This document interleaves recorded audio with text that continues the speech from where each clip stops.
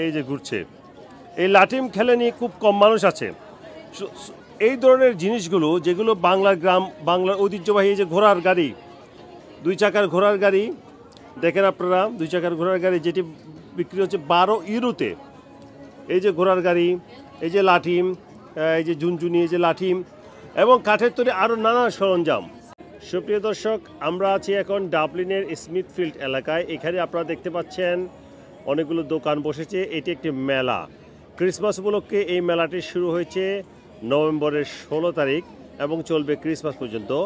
এই মেলাতে আমি আপনাদেরকে একটা বিশেষ জিনিস দেখাতে চাই। আপনারা দেখতে পাচ্ছেন আমি এখন যে স্টলে আছি, সেই স্টলে দেখেন এই জিনিসটা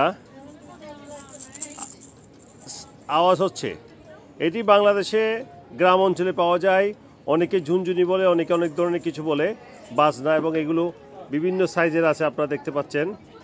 এবং এগুলো সব কাঠের তৈরি প্লেন আছে, কাঠের তৈরি অন্যান্য জিনিসপত্রগুলো আপনারা দেখতে পাচ্ছেন এখানে সবগুলোই কাঠের তৈরি। মনে হচ্ছে বাংলাদেশে কোনো একটি দোকানে আছি আমরা, যেখানে কাঠের তৈরি জিনিসপত্র সব সাজানো হয়েছে। তবে এখানে ব্রিটিশ স্টাইলে অথবা আয়ারল্যান্ডের স্টাইলে কিছু জিনিস আছে, যেমন দেখেন এইসব কুড়াল, এগুলো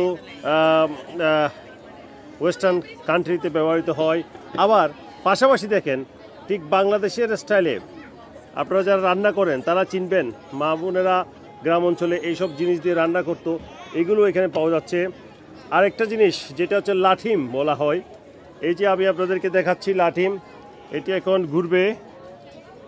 আমি কম ঘুরাতে পেরেছি যদিও, তবে এটি আরও বেশি ঘুরার কথা। এই যে ঘুরছে, এই লাঠিম খেলে নিয়ে খুব কম মানুষ আছে।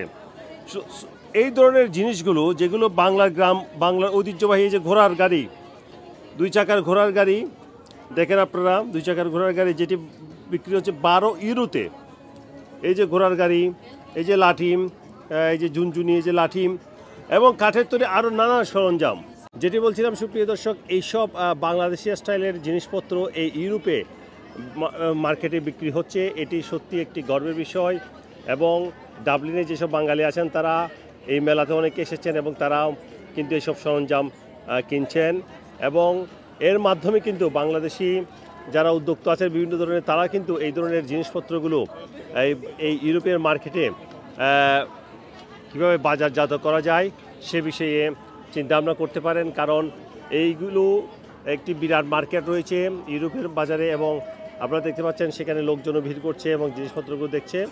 সুতরাং যারা বাংলাদেশের উদ্যোক্তা আছেন তারা বাংলাদেশের এইসব জিনিসপত্র ইউরোপের বাজারে কিভাবে আনা যায় সে ব্যাপারে চিন্তাভাবনা করে দেখতে পারেন এবং পদক্ষেপ নিতে পারেন।